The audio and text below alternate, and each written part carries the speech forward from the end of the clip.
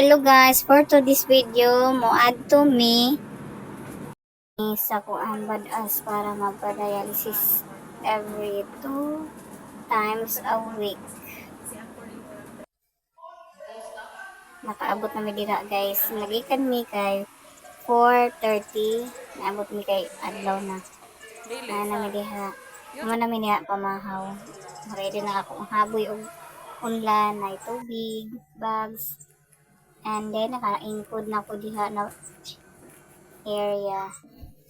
Nagsugod na ko within 4 hours mga manda ni siya.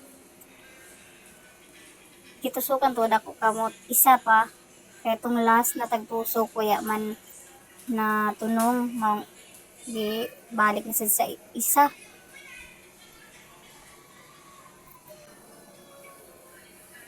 Ako mga classmate ya guys, mga CKD patients na sila, mga nurses na anak kong man ako diha 4 hours na.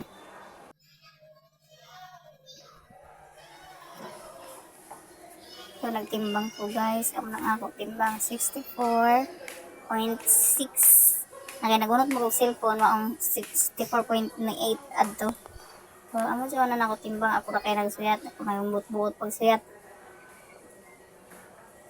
Iskodo. Yes.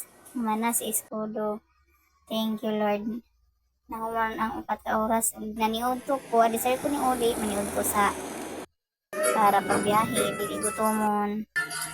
Sakay ra ko. Nagbabaon pa uli. Nagana lamang sa view. Nagana sa panahon.